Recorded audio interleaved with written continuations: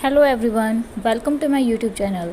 Guys, आज हम discuss करेंगे MSc second sem quantum mechanics 2 का बहुत ही important topic variational method.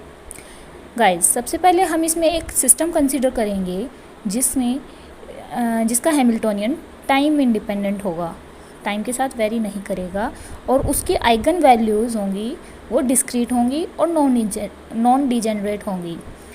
Discrete होंगी मतलब कि कॉन्टीन्यूस नहीं होंगी वैल्यूज़, और non degenerate means same values नहीं होंगी, कोई भी दो वैल्यूज आइगन वैल्यूज़ सेम नहीं होंगी। तो उस फंक्शन का जो आइगन कैट होगा वो कैसे रिप्रेजेंट किया जाएगा? H psi N will equal to E N psi N.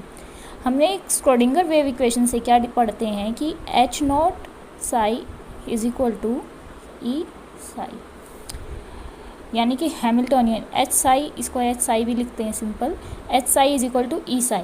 ठीक है, तो यानी कि हैमिल्टोनियन उस सिस्टम की एनर्जी को रिप्रेजेंट कर रहा है। तो इसीलिए हमने इसको आइगन कैट को कैसे रिप्रेजेंट किया है? साई एन यहाँ पे आइगन कैट है, तो H psi N is will equal to E N psi N, जहाँ पे जो ई एन है उसकी बहुत सारी वैल्यूज़ होंगी, E one, E naught, E one, E two, up to so on E N.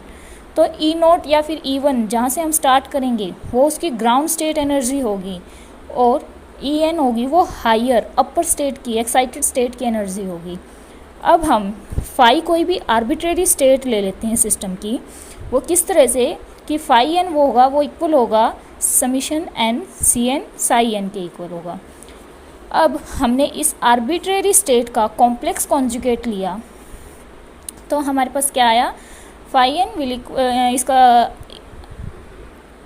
हमने कॉन्जुगेट लिया तो जो आइगन कैट था हमारा वो ब्रा में कन्वर्ट हो गया, और जो सी एन था हमारे पास उसका कॉन्जुगेट ले लेंगे हम यहाँ पे, और ये भी हमारा चेंज हो जाएगा। अब हम फर्स्ट, सेकंड और थर्ड इक्वेशन का यूज़ करेंगे तीनों का, और फाई एच फाई को कैसे रिप्रेजेंट करेंगे, इन तीनों इक्वेशंस का यूज़ करके कैसे लिखेंगे। अब हम इसको लिखेंगे फाई एच फाई। हमारे पास जो फाई है ये वाली टर्म है वो हमारी इस इक्वेशन से आ जाएगी, और ये वाली टर्म है ये वाला फाई हमारे पास सेकंड इक्वेशन से आ जाएगा। तो इन दोनों इक्वेशंस को एच के फर्स्ट वाली इक्वेशन के साथ कंबाइन करना है। तो इस सेकंड वाली इक्वेशन को अगर हम लिख लें like it will equal to summation M ले लेते हैं, हम कोई भी दूसरा कोऑर्डिनेट ले लेते हैं। लाइक अगर दोनों सेम हो जाएंगे एन एन, तो हम इनको डिफ्रेंशिएट कैसे करेंगे, इसलिए हमने एम ले लिया दूसरा कोऑर्डिनेट। तो एम सी एन, और दूसरे वाला हो जाएगा ये साई, यहाँ पे भी सी एम आएगा। फिर अगर हम इसको कॉन्जुगेट करेंगे तो हमारे पास फाई क्या आएगा? समीशन। अब हमने इसमें कोऑर्डिनेट चेंज किया, बस बाकी सारा वही सिस्टम है, वही फंक्शन है। तो इसका सी एन लेते, एम की जगह अगर हम एन कर देते हैं तो बस इसका कॉन्जुगेट हो जाएगा, और ये वाला टर्म भी चेंज हो जाएगी, यहाँ पे आएगा साई एन। ठीक है, अब स्टार्टिंग वाली इक्वेशन से था हमारे पास H psi N will equal to E N psi N.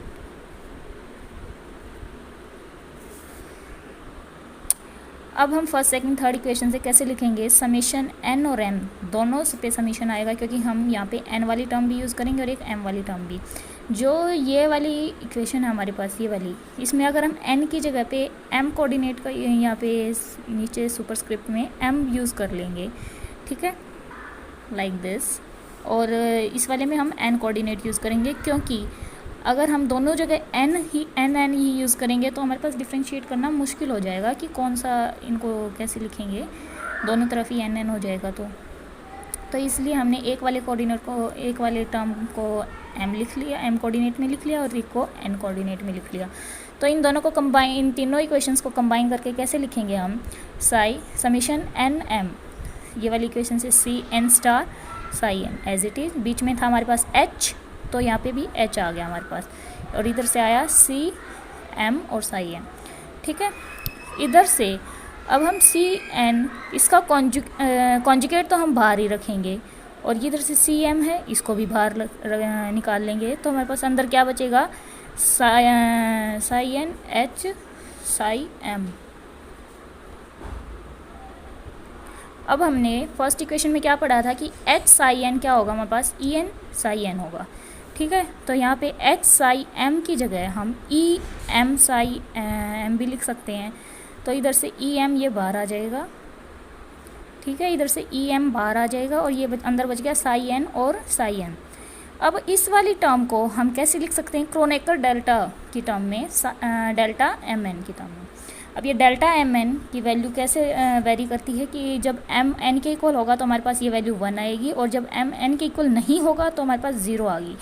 तो हम यहाँ पे एन को एम के इक्वल लेके कंसिडर करके चलते हैं, तो इधर से हमारे पास सारी टर्म्स एन में आ जाएंगी। इधर से अगर हम एम को एन के इक्वल ले लेते हैं तो हमारे पास ये टर्म सारी एन की टर्म में आ जाएंगी, और ये समीशन भी टोटल एन पे ही होगा, एन और एम दोनों कंसिडर नहीं हो। तो यहाँ से ओवरऑल एन की टर्म्स में आ गया हमारे पास सारी इक्वेशन ये। तो जो सी एन और सी एन स्टार है कॉन्जुगेट, लाइक ए और ए स्टार का कॉन्जुगेट को हम कैसे लिख सकते हैं, ए का मॉड के स्क्वायर के इक्वल, ठीक है। तो इसी तरह हमने सी एन और सी एन के स्टार के कॉन्जुगेट को कैसे लिख दिया, सी एन का स्क्वायर, और यहाँ पे हमारे पास ई एन बच गया, ठीक है।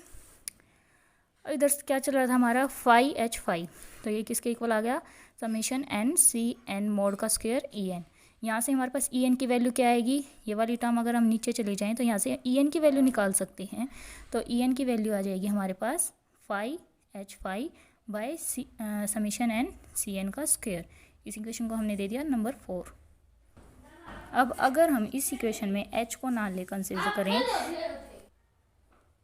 अगर हम इस इक्वेशन में h को कंसिडर ना करें तो हमारे पास क्या आएगा, फाई और फाई की टर्म में आ जाएगा इधर से। तो यहाँ से h की टर्म रिमूव हो जाएगी, तो हमारे पास ये ई एन वाली टर्म भी रिमूव हो जाएगी, और लास्ट में हमारे पास क्या बचेगा, फाई फाई क्या इस किसके इक्वल होगा, समीशन एन सी एन मॉड का स्क्वायर का इक्वल होगा बस, ठीक है, लाइक दिस, ठीक है।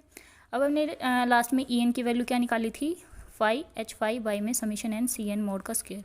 इस वाली टर्म को, इक्वेशन को हम यहाँ पे यूज़ कर देंगे, सी एन मोड का स्क्वायर की जगह पे हम क्या लिख सकते हैं, फाई फाई।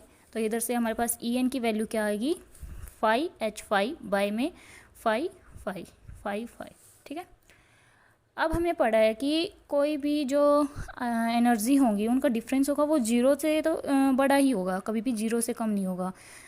तो upper state minus higher state, lower state की एनर्जी को हम उनका डिफरेंस लेंगे तो हमेशा 0 से बड़ा ही आएगा। तो मतलब कि E2 हमारे पास एक्साइटेड स्टेट है और E1 ग्राउंड स्टेट है, तो इन दोनों का डिफरेंस होगा वो हमेशा 0 से बड़ा ही आएगा। तो therefore E2 will always be greater then E1, यानी कि एक्साइटेड स्टेट की एनर्जी हमेशा E1 से बड़ी होगी, ग्राउंड स्टेट की एनर्जी से बड़ी होगी। इसी इक्वेशन को, इसी को बात हमने कैसे लिख दिया, E N will be greater than E not.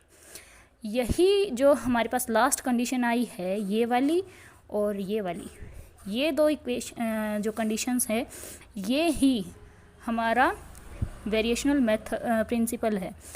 जो ये वाली इक्वेशन है, E N will always be greater than E naught, ये हमारे पास बेसिस है वेरिएशनल मेथड का, ठीक है। इसको हम वेरिएशनल प्रिंसिपल और वेरिएशनल थ्योरम भी बोलते हैं। अब वेरिएशनल मेथड को डिस्कस करेंगे। इसमें क्या करते हैं हम, वेरिएशनल मेथड में हम एक ट्रायल वेव फंक्शन लेते हैं जिसमें बहुत सारे अननोन वेरिएबल्स प्रेजेंट होते हैं और हम उसके लिए फिर एनर्जी फाइंड करते हैं। तो आज का टॉपिक बस यही था, आपको समझ आया हो, ये वीडियो यूज़फुल लगी हो तो प्लीज़ इसे लाइक करें, अपने फ्रेंड्स को शेयर करें, और कोई क्वेरी हो तो कमेंट सेक्शन में बताएं, और चैनल को प्लीज़ सब्सक्राइब करें और बेल आइकन ज़रूर दबाएं ताकि जो भी नोटिफिकेशन आए आपको सबसे पहले मिले।